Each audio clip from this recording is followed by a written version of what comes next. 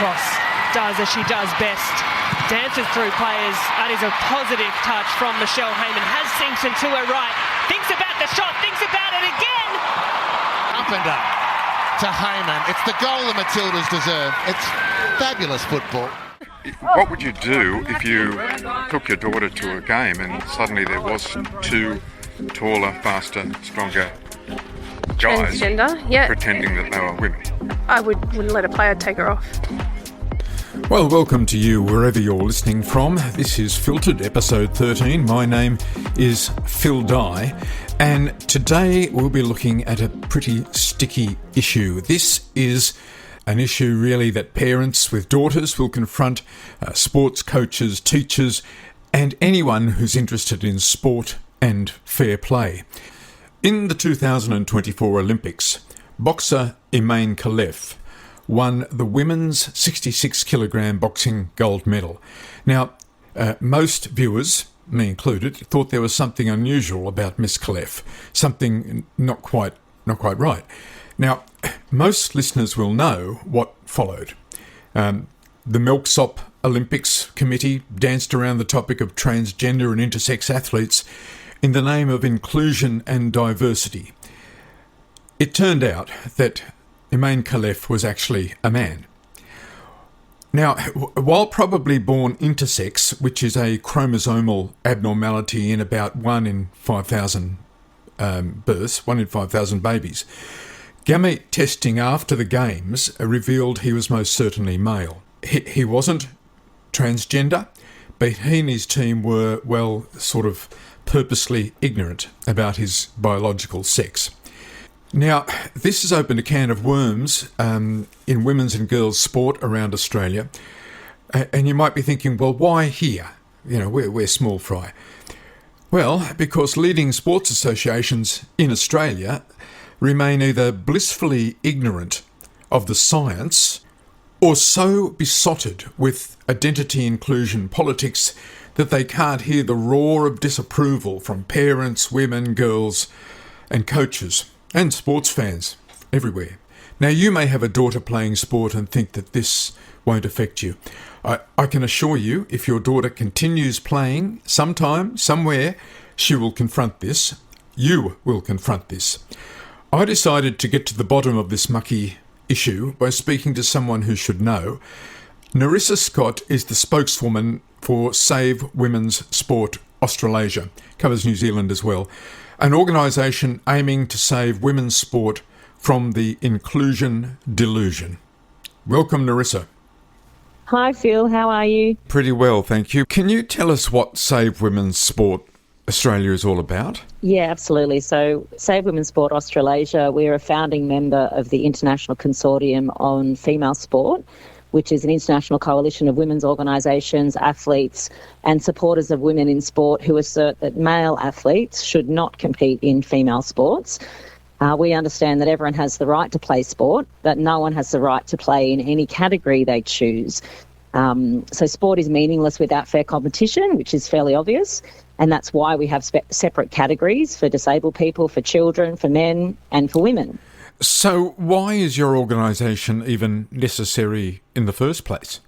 But what we've seen is a push for inclusion, and that's having unintended negative consequences for women and girls, and they're losing fair and meaningful competition at all levels of female sport. So therefore it's our mission to preserve biology-based eligibility standards for participation in female sport. That's our mission. And was there a time then that this first became noticeable, that you thought, wow, we have to act on this? Well, we started to see this happening around 2017-18. So in NZ, there is a male named Lexi Matheson taking a women's spot in the 2017 Karate Championships. Also, 43-year-old Gavin, now Laurel Hubbard, won gold medals in the women's weightlifting in 2017 and then went on to compete on the world stage in women's weightlifting at the Tokyo Olympics. And that was actually a really good example too of the media capture, Phil. So the Olympic Games journalists all had to follow the press guidelines around transgender athletes. So it was mass delusion and psychosis on the television. I don't know if you remember watching it. It was wild. Yeah. And all of the newspapers and the news outlets were describing the first appearance by an openly transgender woman at the Olympics. Laurel Hubbard has made history by becoming the first transgender athlete to compete at the Olympic Games. Like, it was all the same lines. And also around 2018 in Canada, there was a prominent trans activist he's gone by various names, so Ivy McKinnon, Veronica Ivy, and that individual was winning women's cycling events and then became the first transgender world track cycling champion. And lots of us was watching this and just thinking, this is so utterly unfair.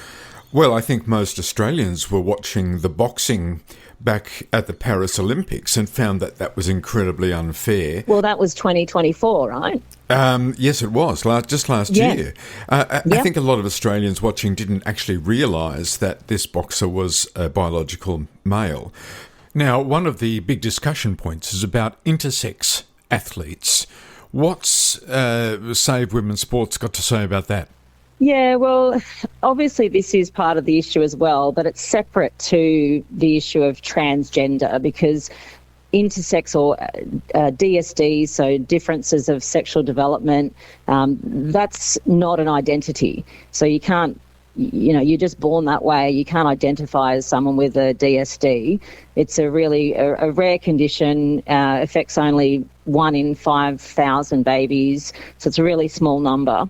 Although the DSDs are all sex specific. And so we've seen Caster Semenya, so a male who fathered children, obliterate the female competition when he was permitted to compete in the women's category. We've also seen at the Rio Games in 2016, all that way back in 2016, all the winners on the women's 800-metre podium were males, including Caster Semenya.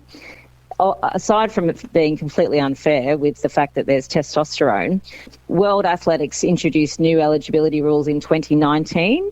So athletes with DSDs needed to abide by those if they wanted to compete in women's track events between the 400 metres and the 1.6 kilometres.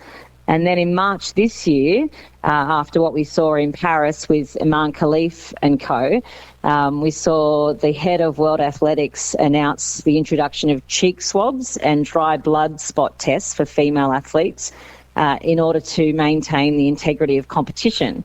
So are you hoping that these cheek swabs will be introduced into all Australian women's and girls' sport to finally put this whole thing at rest? So we're hoping that Kirsty Coventry, the new head of the IOC, will follow World Athletics' lead.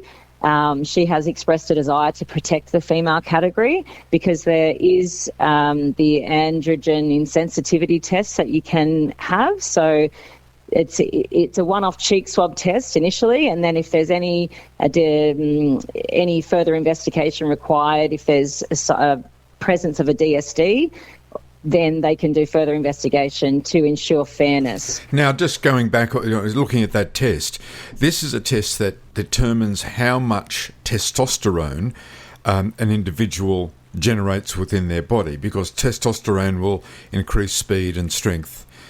Yes. So this test will prove that. Now, if that boxer, Iman Khalif, would have had that, it would have proved that he was most certainly a male and benefited from all the extra testosterone giving him strength. Yeah. So I guess that is a test that any transgender athlete could actually bring to the table and say, look, I'm quite prepared to have this test. Yes, exactly.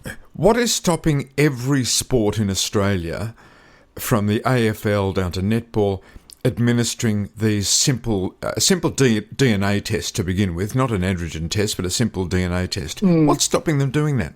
Well, there's, unfortunately, within those governing sporting bodies and the peak sporting body in Australia, the Australian Sport Commission, there's no appetite to do that. So you've got Kieran Perkins, who's the head of the Australian Sport Commission, and all he's concerned about is trans women being accepted as women and for inclusion to be prioritised above fairness and safety. They want to have they say they want inclusion and fairness, but you actually can't have both. No, you can't. The reason we have sports categories is to maximise inclusion, in fact. Yes. And sports categories are exclusive by design. Yep, they must be. They have to be. Yeah. And there's lots of categories in society that are exclusive. Like, we've got to exclude people with a criminal record from working with children. We've got to exclude people with a transmissible disease from going into a nursing home. We exclude people under 18 from buying alcohol. It's all for the safety of those concerned. Now, this means Perkins is not taking any of public sentiment into account. He's not understanding what women are actually saying about this. No, and I mean, he's not the only one. You've got prominent male journalists, Peter Fitzsimmons comes to mind, who are just going on this narrative and this rhetoric, which is all about being kind and being inclusive, and we want an inclusive society and yada, yada, yada. However, they're ignoring the very real situation for females in that inclusion results in disadvantage for us. If we have male inclusion in women's category, it's disadvantage for females, and it results in females missing out on spots, selection, scholarships, podium finishes, money winnings. And physical health, as they use sport as a means of activity. Exactly. We spend millions of dollars on female, promoting female sport and participation because we understand the benefits to all athletes of sport. And then we've put this big obstacle in the way. Is it because the likes of Kieran Perkins and Fitzsimons simply don't understand the science? Or is it because they've been got at by activists within their organisation? I think, unfortunately, there is just... The trans lobby is so powerful and has so much money behind it. A lot of it government money, Yeah. You've got ACON pushing this agenda in Australian society, and obviously that's Australia's answer to Stonewall in the UK. So that they are pushing gender ideology onto society. And then you've got Pride in Sport, which is an arm of ACON, which is in every state in Australia, and it's going to sporting organisations and pushing the inclusion guidelines. So back in 2018, we had the Australian Sports Commission, in conjunction with Pride in Sport, develop their trans and gender diverse guidelines, and they are only guidelines. They have no legal standing, but in those guidelines, the main things that are prioritised are inclusion above fairness. So gender identity is prioritised above biology and sex. And this is despite Australia having both state and federal anti-discrimination legislation which permits single-sex sport, so exclusion of males from women's sport if strength, stamina or physique are relevant, which is all sport. So these guidelines have been pushed into sports organisations, and we had 8 peak sporting bodies come out back in 2018-19 to say they would also align with those policies. Now hold on, Nerissa, is it a guideline or a policy? Because there's a difference between the two, isn't there? They're guidelines from the Australian Sports Commission. Right. And using those guidelines, the sporting organisations, so the AFL, Hockey Australia, Cricket Australia, Netball Australia, then went on to develop their own policies for inclusion. Yes. So for sporting organisations out there, these are simply guidelines, and you're quite right.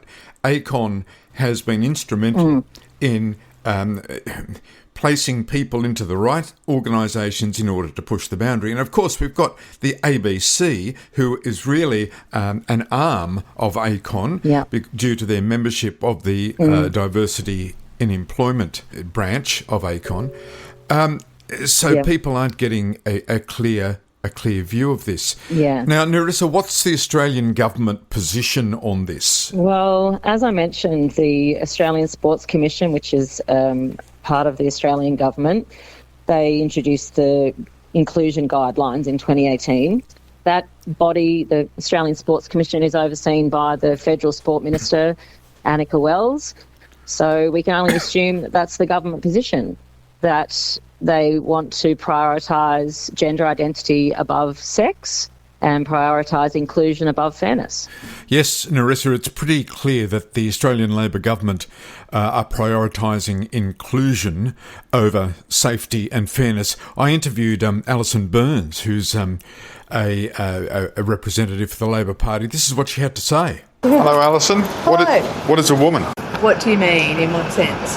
Can a man be a woman? I think so, yeah. Yeah. I think it's whatever they want to be. So whatever a man wants to be, he can be. I think so, yeah. So that's what Alison Byrnes, who's the Labor member for Cunningham, thinks. That's what the Labor Party under Albanese thinks. And the Greens also agree with this stance. You wonder where it's all leading. Exactly. Well, you can't go and compete in the under-12s. That's right. Next, they're going to try and make age irrelevant. In this case, inclusion has gone way too far, and I'm sick of it, and I think most Australians are sick of it.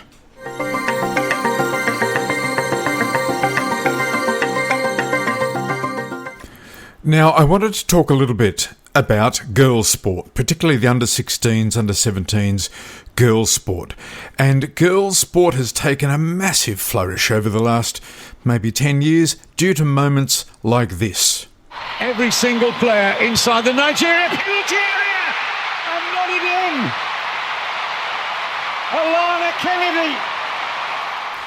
And probably to a lesser extent, this. A double hundred in Test match cricket, and now a century in ODI as well. It's her second in the green and gold of Australia. Is the end of a magnificent innings for Annabelle Sutherland and for Australia as well. And Australia will finish on 6 for 298 after their 50 overs. OK, Nerissa, Australian women are doing so well in some of the big sports, in football, in swimming, in cricket. But these women are doing well because they started out early. They started out as girls. And I know from my experience with my daughter, you've got to take the kids to sport. You've got to spend time with them. And it's the parents that do a lot of the damn hard work. What are parents saying to you about transgender players in their daughters' sports? So we hear from parents all the time at Save Women's Sport, and a lot of them are just can't believe what's happening, and they find themselves very quickly disappointed when they don't get any response from the sports organisations if they do make a complaint. So I've spoken to parents who have made formal complaints and they get no response. And other parents, you know, they get a massive shock when they realise there's a male playing in their girls', you know, soccer competition or netball competition or whatever it is, and the girls who are playing have never consented to playing in a mixed category. They were signing up for a female competition, and then they're meeting up with male bodies on the field, which is really dangerous. You know, we all know that males on average are bigger, stronger. You know, they've got thicker skulls, they've got longer wingspan, arm span, larger lungs, larger heart. It's actually really dangerous to have males in a women's team, and especially dangerous when you consider, like I mentioned, there's no consent. So I can't, it makes me extremely angry as a mother to a young daughter. But yeah, parents and female athletes are finding that it out when it happens, or they hear it happening to someone they know. And then when they do try to make complaints and say this isn't okay, they're coming up against brick walls. I interviewed parents at a local girls' football day. There were several games being played at the same time. And I was stunned at how little parents knew about this issue. There was a lot of the word nice being used, that we have to be nice. I got abused by one couple. Most parents were on side, and probably not surprisingly, the men were far more on top of this than the women were. Here's some answers that I got to my question about would you like your daughter playing against transgender players? Definitely not. Definitely not. Yeah. Do you think there's a space for men playing in girls' sports? No. No, I would not. Definitely not. They're taller and they're faster and they're stronger. It's just how the way of the world is. We can object to it. I would be happy to object to it. I wouldn't be okay with it. Mate, like, when they're really, really young, maybe. The world's turning that way now, but I just think, no, I wouldn't be okay with it. I really wouldn't. Do you have anything to add to that? Oh, keep them. If they're males, keep them with the males teams. Yeah. Definitely. Yeah. Would you like your daughter playing in a team against males who identify as women? No, definitely not. Not in a million years. Definitely not. Yeah. But then there's comments like this. That's it, go. Yep, wouldn't bother me. Not even if they're bigger, stronger, faster, and the girls can feel unsafe and actually stop playing because of it? Well, I think if they felt unsafe, then that would be a different issue. But if they were just genuine kids the same age having a go, I don't have a problem with it. So there's no difference between male and female? Yeah, Tully. There probably is, but I don't have a problem with it. Okay, all right. Yeah. Would you like your daughter playing against that team? Yes, that's fine. Even though there's that's fine. damage? Yes, that's fine. Yeah, no problem. Do you have a reason why it's no problem? Yeah, no, we're all about inclusion, and Yeah. kids' mental health is more important than the soccer game. And it's more important than safety, broken bones? Absolutely. Okay, thank you. Would you like your daughter or granddaughter playing against that team? I wouldn't mind, no. I don't mind if she plays against that team. Even though they might get hurt and never ever win? Well, I think that's a sign of the times, isn't it? A sign of the times, isn't it? I find that such a sad comment. As if we're all victims and we can't do anything about it, so we just got to suck it up. But Nerissa, we can do something about it, and something has recently happened where parents objected. Can you tell us about that? As we saw recently, there was the good news story out of Victoria where parents and athletes, netballers, complained because there was 2 males competing in a women's league in Victoria.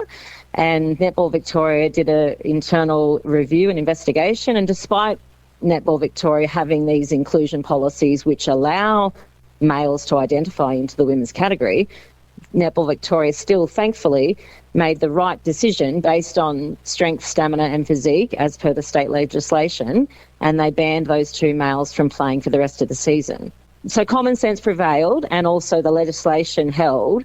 But the only reason that happened is because people made noise. People complained, people went to the media, people went to the journalists. There was footage that also got recorded and people released that. So if that happens, then that puts pressure on the sports bodies. They get pressure because people don't agree with this. People don't want men in the women's category. They want fairness for females.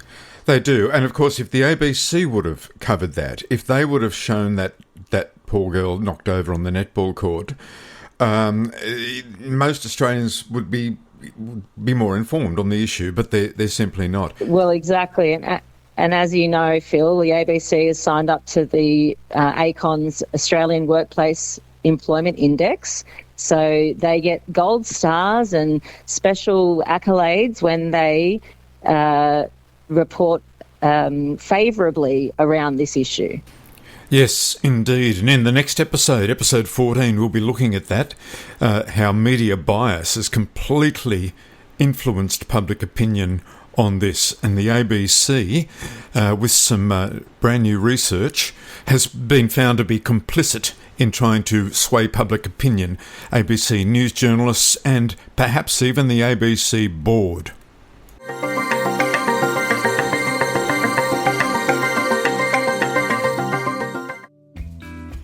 In some Australian sports, their guidelines state that males who identify as female can play in women's and girls' games.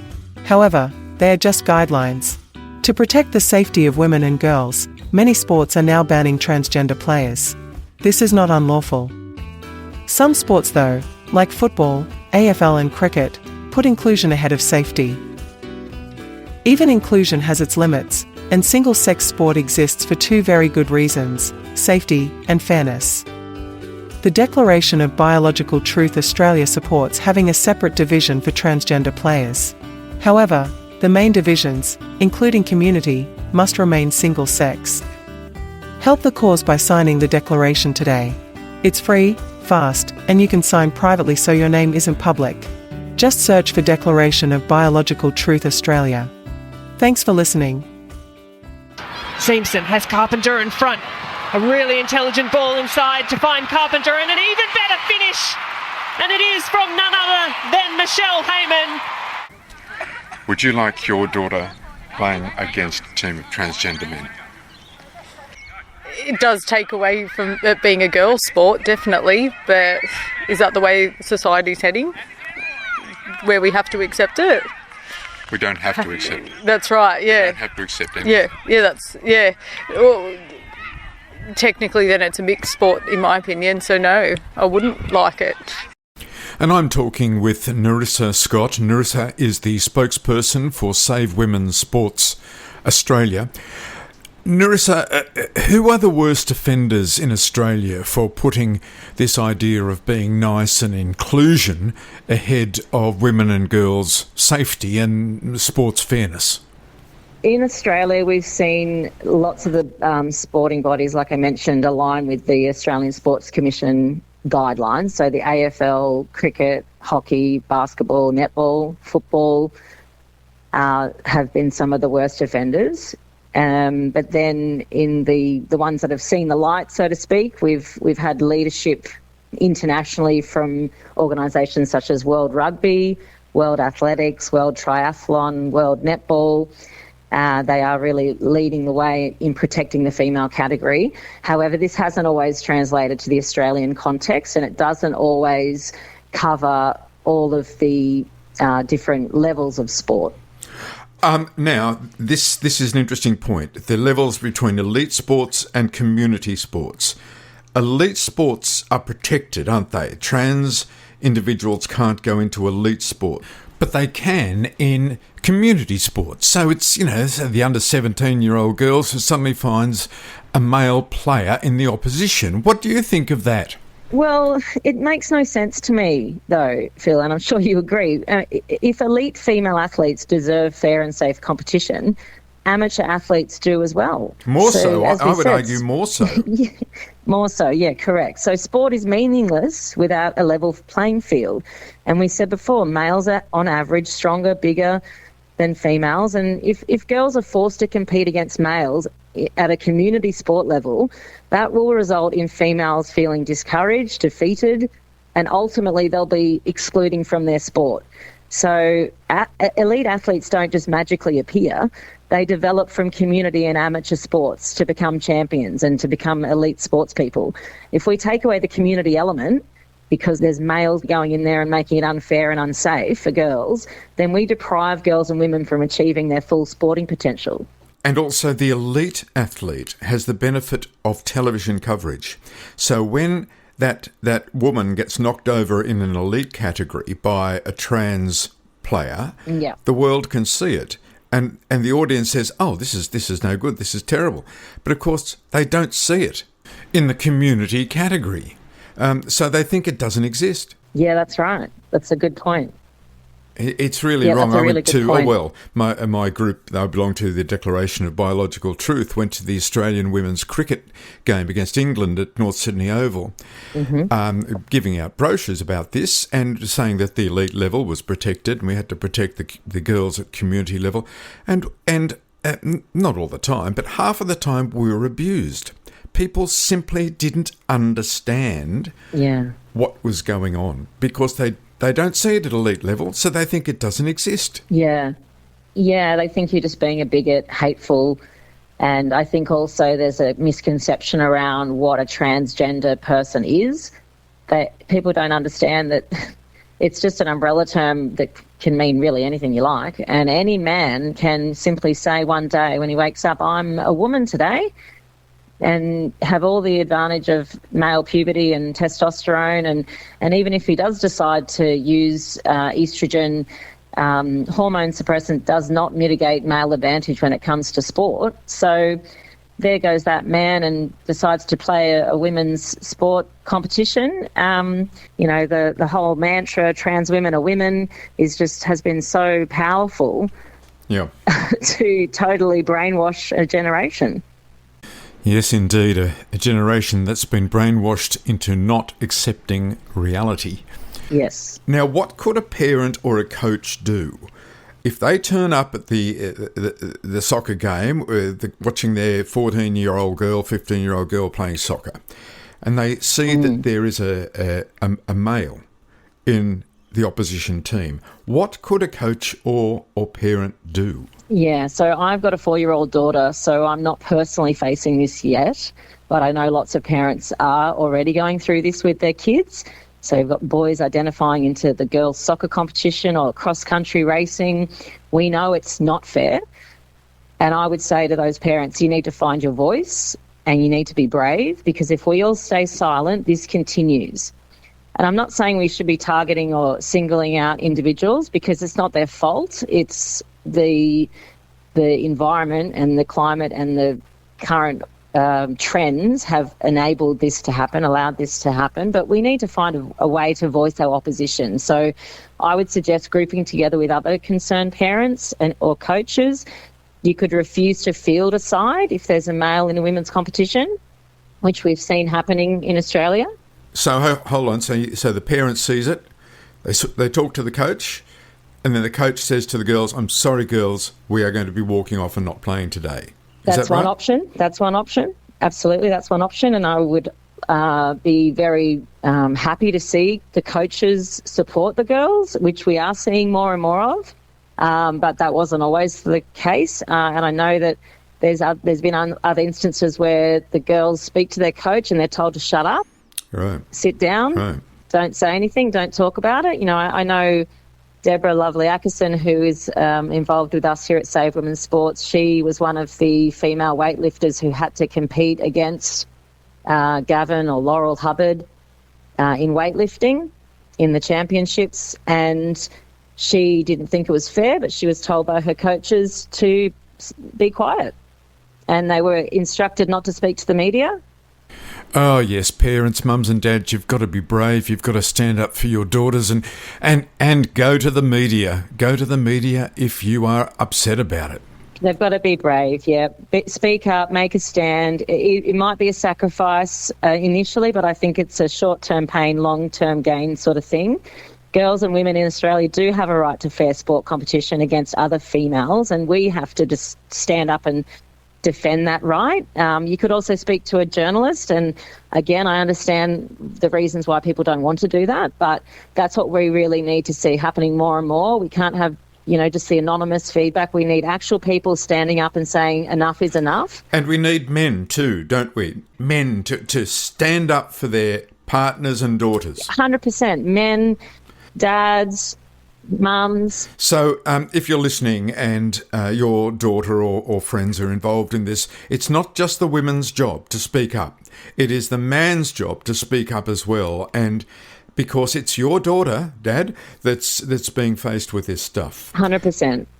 Would an open division save this problem? An open division where a trans-identified player would simply have to play in the open division? Well, I think the men's category should be renamed open anyway, and I feel like it might have originally been that way, but I can't be certain. But all males, no matter how they choose to present or identify, can play in the open category. Just make sure we leave the protected female category for females only, as was the original intention, and male exclusion is necessary for that to happen. And Nerissa, it's women who have experienced the biggest impact from this. Men haven't experienced it yet, but gee, they will, won't they? So you mean as in trans-identified females playing in the men's category? Correct. And I know the uptake of testosterone creates that massive difference with strength and speed and stamina for most sports for men. Yes, there is a massive advantage. But there are some advantages for women in ultra distance events, ultra-distance swimming, ultra-distance running, especially in cold climates, and also in sports like pistol shooting. Now, we haven't seen transgender men going into that, but we probably will soon. Yeah, we'll definitely see more and more of that. That's included in the new sporting policies that we're seeing being developed, that females that identify as trans will compete in the male category, and that's because we have no problem with that, because they don't have any male athletic advantage because they didn't go through male puberty. The issue we do have with it is the safety issue. There is an issue with female bodies playing men's contact sport, which is a no-brainer, but we're seeing that happening now. I don't know if you remember Ellia Green. She competed in Rio Olympics for Australia in the rugby union, and she's an absolute gun. I remember watching her. She's amazing. But since the Olympics, she's 32 years old now, and now identifies as a man, is playing rugby union in Sydney, not at the same elite level, but is playing in a men's rugby union competition in Sydney, which to me is just diabolical and just negligent and so dangerous. Just the skull thickness of a female, there's much higher level of risk of serious concussion. It worries me that if a trans-identified player has been through the puberty blocker and hormone regime, we know that puberty blockers affect the brain and thinking can become distorted. That's a worry. Yeah, cognitive issues, But then that testosterone that woman may be taking in order to, be what she believes is a man, she could adjust that testosterone and therefore have greater testosterone than the blokes. Possibly, yeah. What's the difference between that and doping?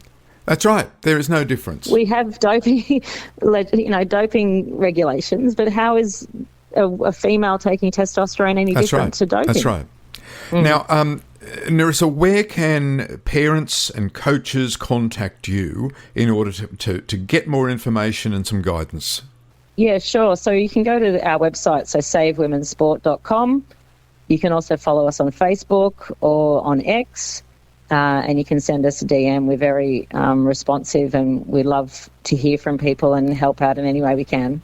Okay, well, all your details will be on the episode notes as well. Nerissa, it's been great talking to you. Thanks so much. You too, Phil. Great job.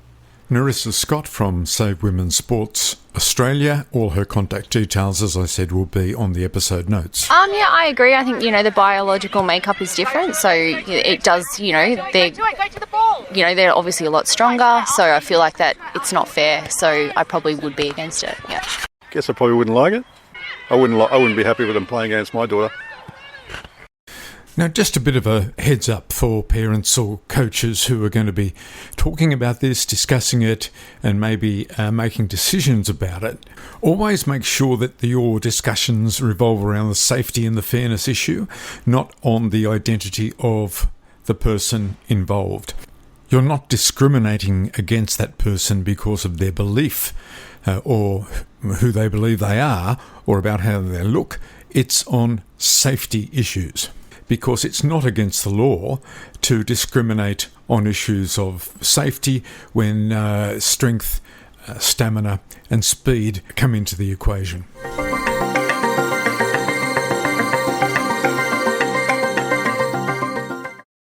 Well, that's it for episode 13 of Filtered. Thanks for listening. Our next episode will be on the media and looking at media that you can trust. Or can you? Who can you trust? My name is Phil Dye. If you wish to contact me, you can email me at phil@filtered.com.au. I'm going to leave you with one of the great exciting moments in women's sport over the last 12 months. See you next time. Record alert, I reckon, because Molly's going to lead off for the Aussies. So first time we're seeing Molly O'Callaghan here on pool deck. First time we're seeing Shayna Jack out here on pool deck. So they've watched the girls swim this morning, and the heat swim was exceptional by all four members of our women's relay this morning. Meg's got to hold her nerve here. She's got to make sure that she swims her own race, doesn't get caught up in the moment. As we keep saying, a seasoned campaigner. This is her second Olympic 4x1 freestyle relay. But the Aussies have broken the back of the rest of the field. Meg Harris, the 22-year-old, surging away. They did it in London, they did it in Rio, they did it in Tokyo, they've done it in Paris. It's 4 in a row. And it's an Olympic record for Australia. They are our untouchables.